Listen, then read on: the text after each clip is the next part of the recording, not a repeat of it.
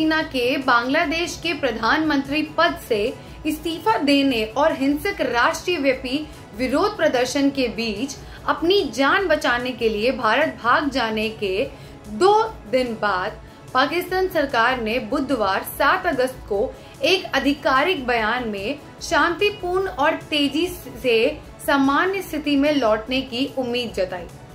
पाकिस्तानी सरकार ने घातक आरक्षण विरोधी प्रदर्शनों के मद्देनजर बांग्लादेश के लोगों के साथ एकजुटता भी व्यक्त की, जिसने नाटकीय रूप से हसीना के शासन को समाप्त कर दिया। पाकिस्तान के विदेश मंत्रालय ने एक बयान में कहा, पाकिस्तान की सरकार और लोग बांग्लादेश के लोगों के साथ एकजुटता से खड़े हैं और ईमानदारी से शांतिपूर्ण और तेजी से सामान्य स्थिति की वापसी की उम्मीद कर रहे हैं। बयान में कहा गया, हमें विश्वास है कि बांग्लादेशी लोगों की दृढ़ भावना और एकता उन्हें एक सामंजस्यपूर्ण भविष्य की ओर ले जाएगी। पाकिस्तान का यह बयान भारत के विदेश मंत्री एस जयशंकर द्वारा संसद में दिए गए बयान के एक दिन बाद आया, जिसमें उन्होंने कहा था कि नई दिल्ली ने बार बार संयम बरतने की सलाह दी है और बातचीत के जरिए स्थिति को शांत करने का आग्रह किया है। जयशंकर ने कहा कि बांग्लादेश में जब तक कानून और व्यवस्था स्पष्ट रूप से बहाल नहीं हो जाती, तब तक वे बहुत चिंतित हैं। उन्होंने कहा कि भारत ने हसीना को अपनी मदद का आश्वासन दिया है और उन्हें अपने भविष्य के कदम पर फैसला करने के लिए समय दिया है। इससे पहले संयुक्त राष्ट्र महासचिव एंटोनियो गुटेरेस ने भी बांग्लादेश में शांतिपूर्ण, व्यवस्थित और लोकतांत्रिक परिवर्तन के महत्व पर बल दिया था। अपने 15 साल के कार्यकाल के दौरान शेख हसीना ने भारत और बांग्लादेश के बीच रणनीतिक और आर्थिक द्विपक्षीय संबंधों को अभूतपूर्व रूप से मजबूत किया।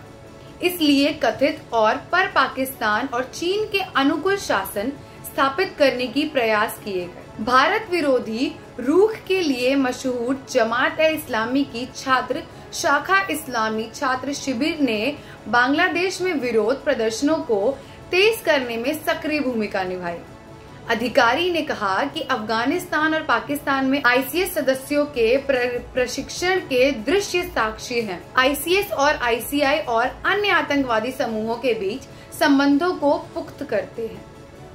इस उथल पुथल के बीच शेख हसीना ने आरोप लगाया था कि जमात-ए-इस्लामी और उसकी छात्र शाखा विरोध प्रदर्शनों का फायदा उठा रही है और हिंसा भड़का रही है। सरकार ने पिछले हफ्ते पार्टी पर प्रतिबंध लगा दिया। अतीत में जमात-ए-इस्लामी ने पूर्व प्रधानमंत्री खलीदा जिया की बांग्लादेश के नेशनलिस्ट पार्टी के साथ गठबंधन किया। इस साल की शुरुआत में हसीना के लगातार चौथी बार सत्ता में लौटने के बाद बांग्लादेश में जो भारत बाहर करो अभियान जोर पकड़ रहा था, उसे भी इस्लामी छात्र शिविर ने ही बढ़ावा दिया था। इसके अलावा हाल के वर्षों में भारत में गिरफ्तार किए गए जमात-ए-इस्लामी बांग्लादेश के अधिकांश सदस्य आईसीएस के कैडर थे। इसके अलावा चीन हसीना के संतुलनकारी कार्य और उनकी सरकार के भारतीय नेतृत्व के साथ मधुर संबंधों से भी खुश नहीं था। खुफिया अधिकारी के अनुसार चीन ढाका में पाकिस्तान के प्रति झुकाव वाली सरकार को अधिक अनुकूल मानता है। धन्यवाद।